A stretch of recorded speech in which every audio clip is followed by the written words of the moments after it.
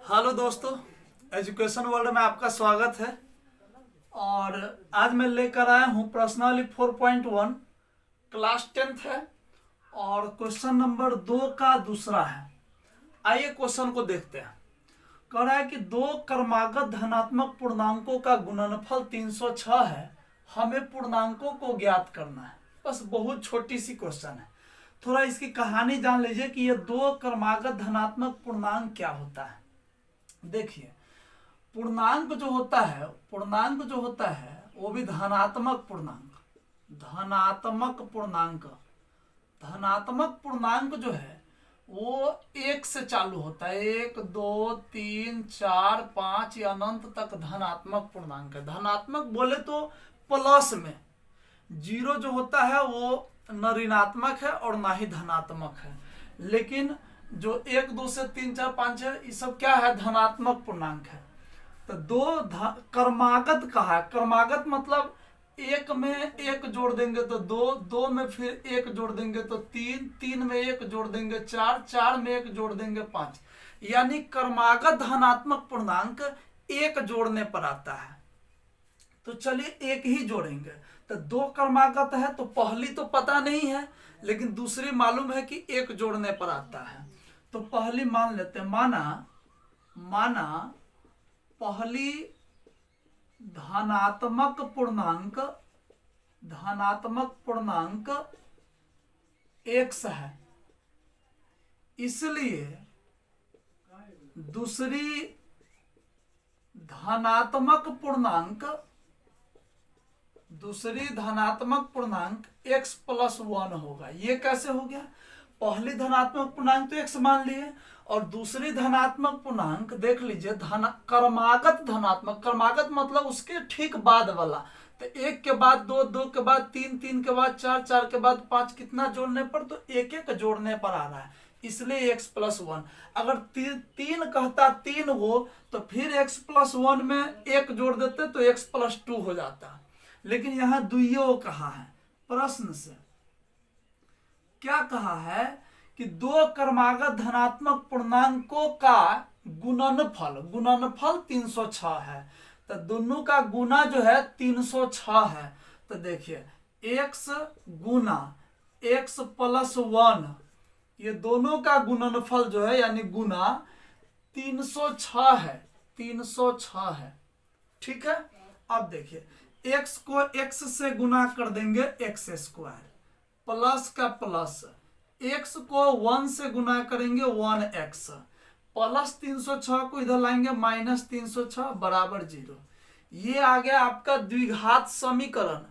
अब द्विघात समीकरण आ गया, यहां हमें पूर्णांकों को ज्ञात करता है, यानी पूर्णांक जो x है और x + 1 है, इसको निकालना है।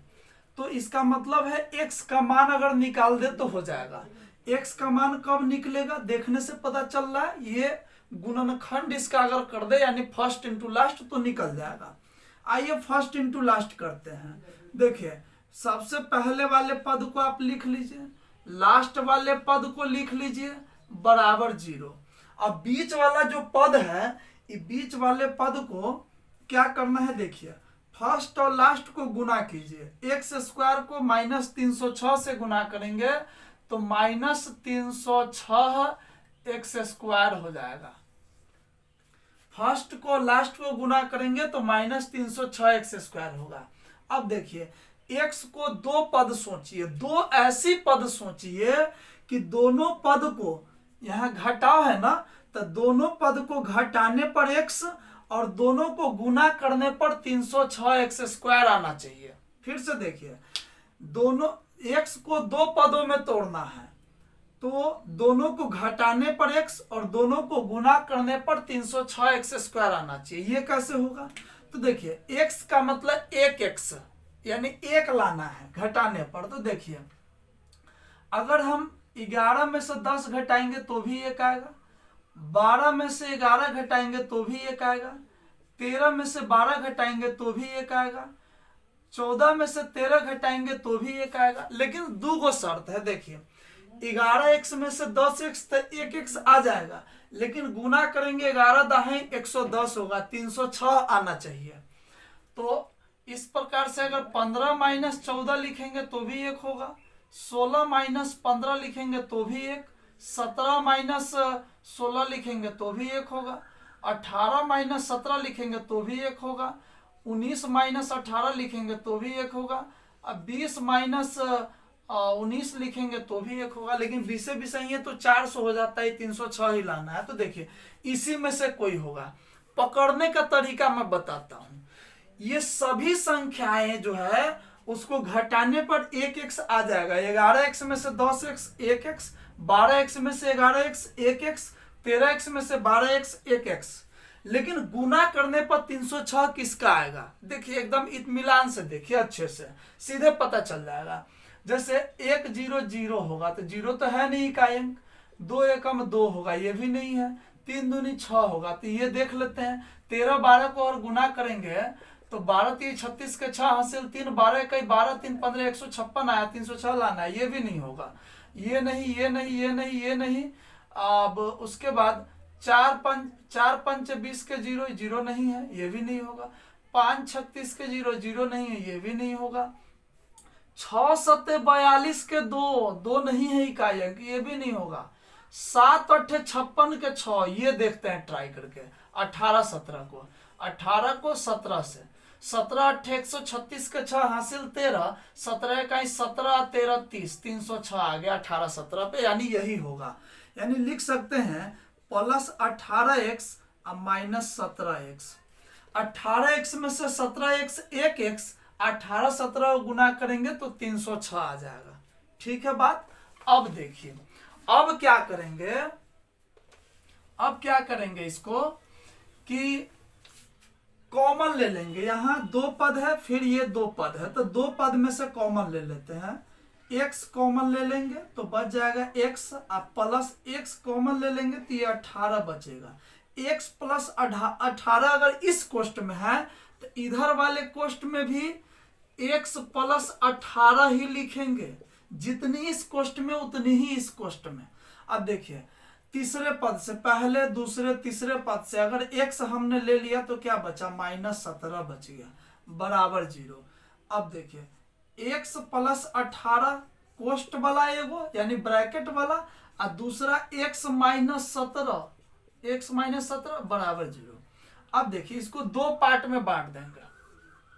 एगो x प्लस 18 बराबर 0, तो x बराबर प्लस 18 को इधर ले जाएंगे तो माइनस 18, ये अमान्य होगा। क्यों?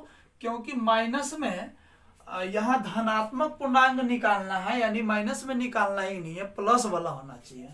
अब देखिए x माइनस 17 यहाँ से बराबर 0, तो बराबर 0, तो x बराबर माइनस 17 को उधर ले जाएंगे प्लस 17, यानी 17 आएगा। क्योंकि हमें पूर्णांकों को ज्ञात करना है, वो भी धनात्मक पूर्णांक है, तो धनात्मक यानी प्लस में, तो वो प्लस में ये 17 आया है। अब देखिए अब हमें पूर्णांक को ज्ञात करना है, तो पहली धनात्मक पूर्णांक क्या माने हैं? तो x माने हैं, तो x माने हैं तो x 17 है, इसलिए 17। अब दूसरी धनात्मक हालांकि क्रमागत धनात्मक पूर्णांक है, क्रमागत धनात्मक पूर्णांक, तो दूसरी जो है x प्लस 1 है, यानी x के जगह 17, x के जगह 17 प्लस 1 18, 17 और 18 आंसर हो जाएगा। ठीक है।